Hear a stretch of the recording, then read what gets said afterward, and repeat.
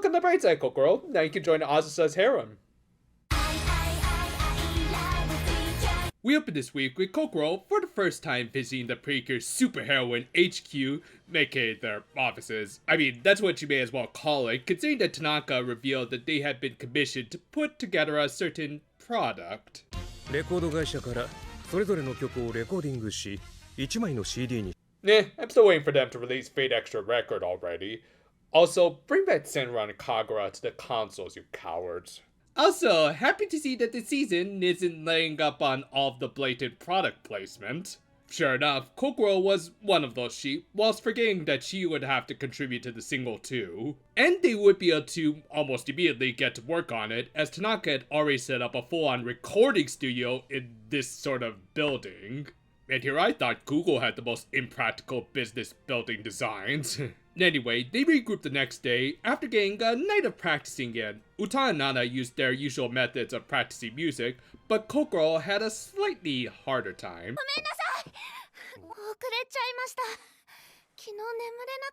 Oh, don't worry about it, girl. Just get through this day, and then don't be too surprised when you find a pink paper in your mailbox tomorrow.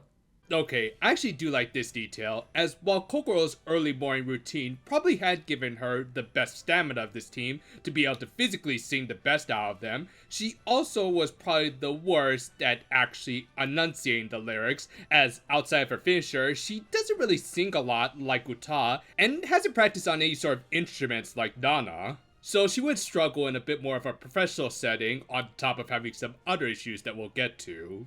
Anyway, after transforming off-screen, because they would never waste precious time in this episode with overly long sequences, hinted, Nana was the first up to bat. And she just kind of stood there and sang, like, okay, I get that when singers record their songs, they try not to be overly animated so they don't record any sort of noise, but they do also tend to move around a little to help get in the spirit. Thus, it would have actually been kind of interesting to at least see Nana move her hands or something here, but oh well, I guess the animators are trying to be a little more restrained with these characters and...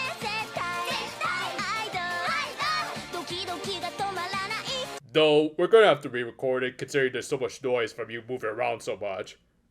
Seriously, there's a reason why these things exist. But yeah, in between all of this, Kokoro did have her literal meltdown a la Bocchi the Rock when her turn came up. Okay, so I think I get what this episode is going to be all about. Kokoro is going to try to overcome her nerves, and maybe impart some good tips on how to overcome stage fright with stuff like breathing exercises or... Nope. Yeah, Nana just gave her usual little wink, and Uta gave her a high five, and apparently that was enough to get her to sing her part of the single.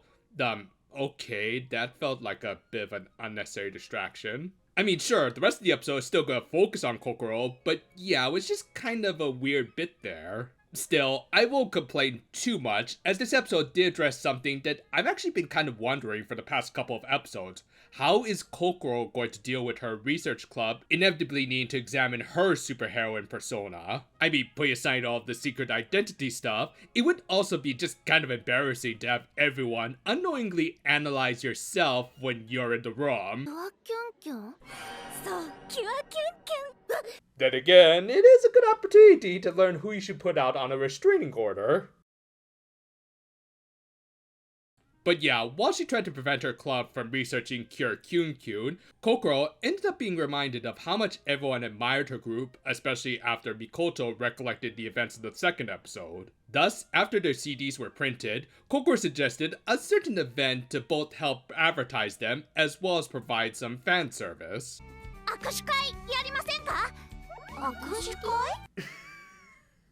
Just show any old image. This joke is too easy. And yeah, of course it was Mikoto's idea, and her teammates were all for it, along with Tanaka, who is slowly becoming the show's real MVP if he could just organize this stuff on the fly. Meanwhile, Preen was at least being useful this week, and helped Kokoro master the art of the shaking of the hands. Well, at least it's not as awkward as a handshake with Trump.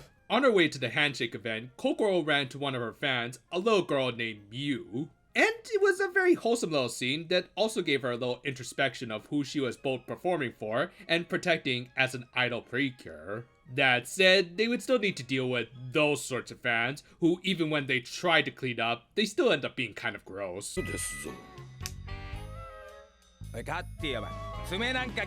Dude, do that over a paper towel. You're letting that stuff fly all over the place. Ugh.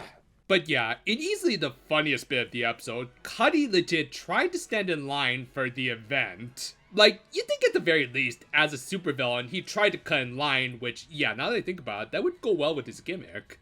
Anyway, the Precure got ready by all transforming and showing their full sequences. Yeah, again, I get that they're saving the proper group transformation probably for next week, but again, this is just a waste of runtime. With that though, the event started. You'll be able to shake hands with these cardboard cutouts of the Precure. Yeah, it's worth mentioning that from this part on, the animation got inconsistent to say the least. Like, the characters could not keep any sort of consistent modeling, and were just awkwardly animated sometimes, and not just because they dealt with certain stereotypes. I mean, I won't say it looked terrible or anything, just very inconsistent for reasons we'll explain in the closing thoughts. Anyway, Cuddy's turn line was almost up, but something distracted him.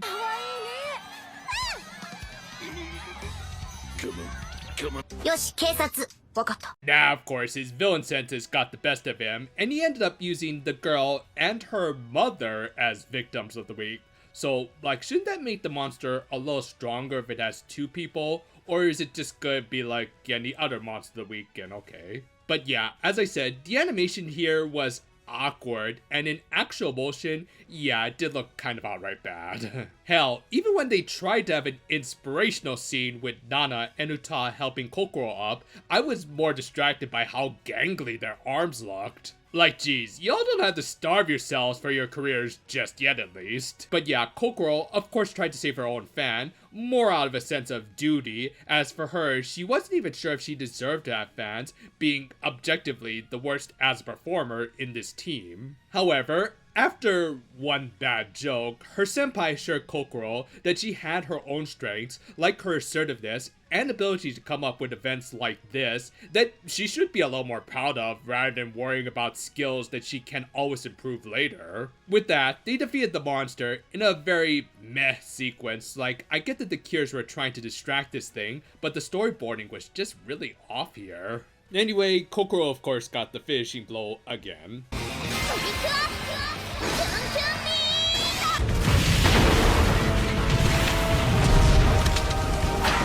And with that, the episode ended with Mew shaking hands with the adult lady standing in for Kokoro. Seriously, am I the only one who thinks they made Kokoro look a lot bigger in this one shot? This was an okayish episode to close out at least Kokoro's introduction arc. I mean, on the one hand, I am glad that they're playing up the gimmick of the idol business as much as they should be for a show like this, and I do like the idea of seeing the production side of things. It's just like a lot of things, the execution was a little lacking.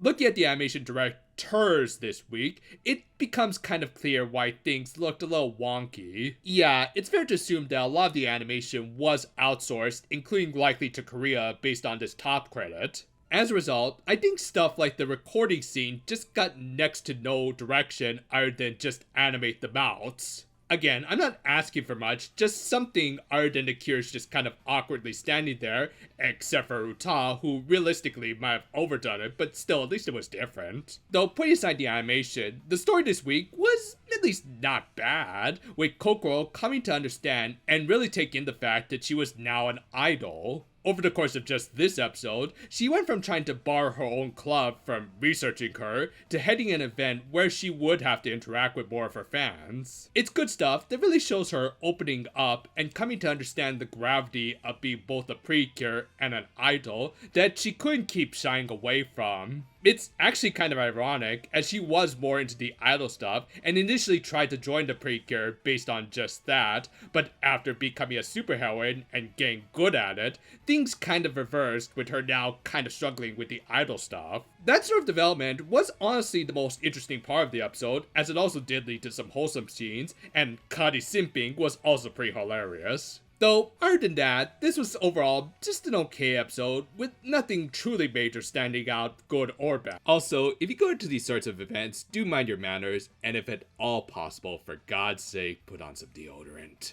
Thanks for watching this week, as next week we're going to have to delay things a little because I'm going to be away for a bit. Yeah, tomorrow I'm leaving on a 1-week trip to Japan. Don't worry though, we'll try to finish up the Princessian Orchestra episode 2 review by tomorrow morning and do a scheduled release for it on Monday, along with a review for Ojamajo Doremi on Wednesday. So look forward to it. Until then though, farewell for now my friends, and I gotta vacuum up a little just in case you left any clippings around. Just seriously, gross.